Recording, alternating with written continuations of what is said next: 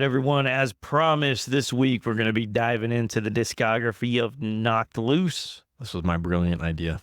If you're unfamiliar with Knocked Loose, they're a hardcore band from Oldham County, Kentucky. Some may call them metalcore, and I think that's acceptable, but they definitely lean very much into the hardcore side of metalcore, if that is the case. I would say they're primarily a hardcore band with other influences. I would not label them metalcore. Just me. A lot of people do, and I think that's fine if that's what you want to call them. So the first album in Knocked Loose discography is Laugh Tracks.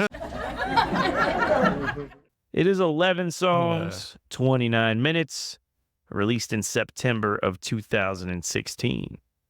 The lineup on this album consists of Kevin Kane on the drums, Kevin Otten on the bass, Cole Crutchfield on rhythm guitar and backing vocals, and Brian Garris, a.k.a. Metal Mickey, on the lead vocals.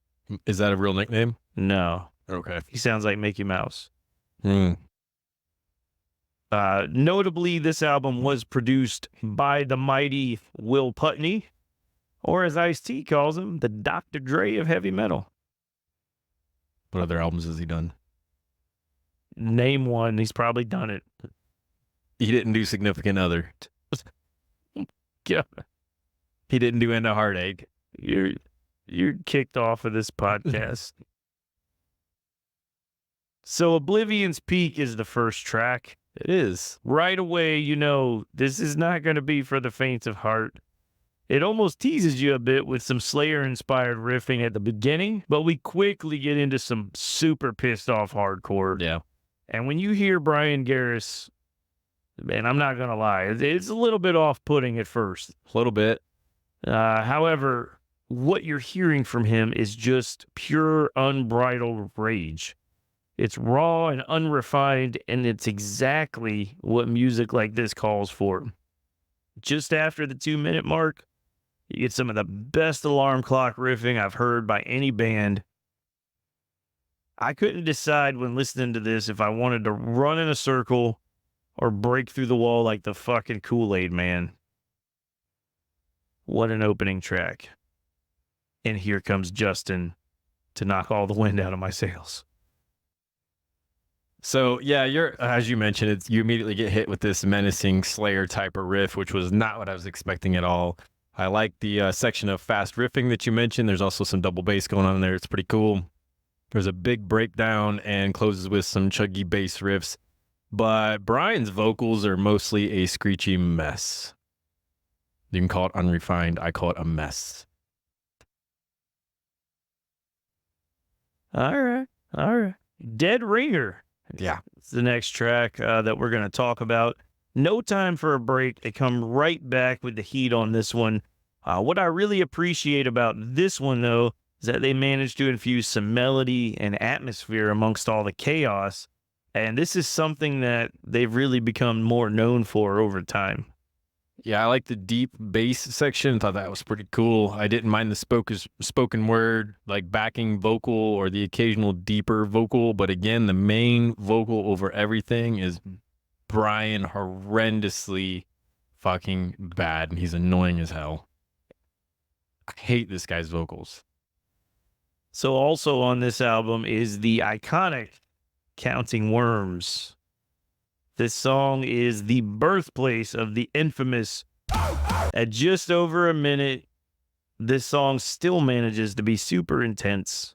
The only lyrics in the entire song are, "I wrote a song about getting better. It's a feeling I can't remember. Counting Worms."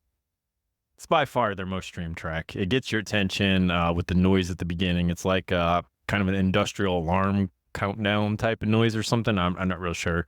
71 seconds long, built around the breakdown and the arf. I mean, it's iconic. What else is there to say about that?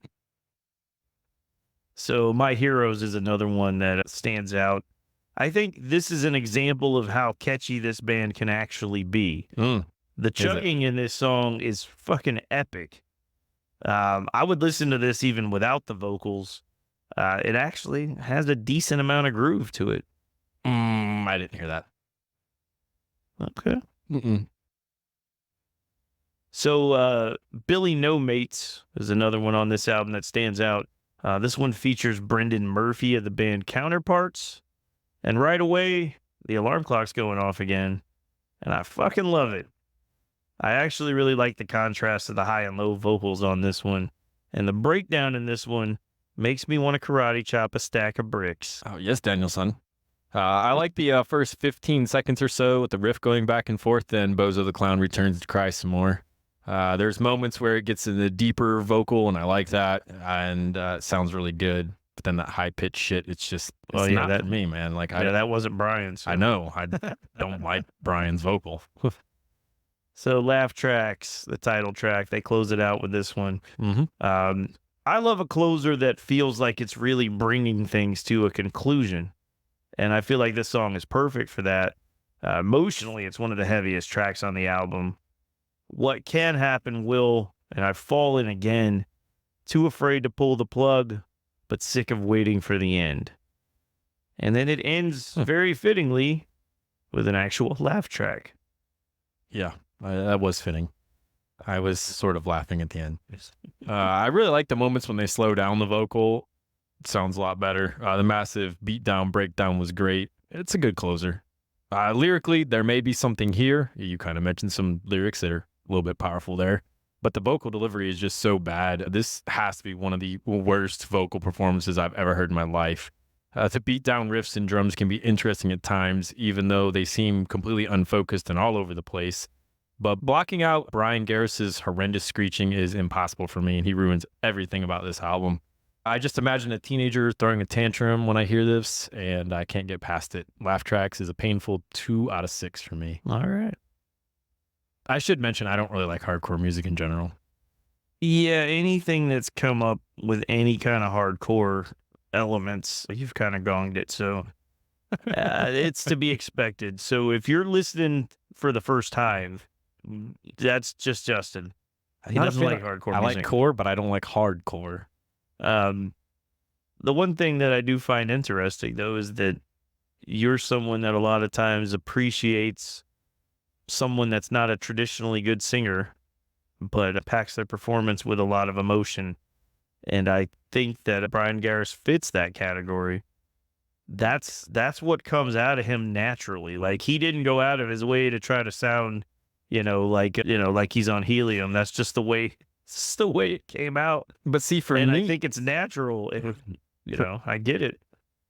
For me, it doesn't come off natural. It comes off like he's forcing it, like he's trying to sound hard, and he's not.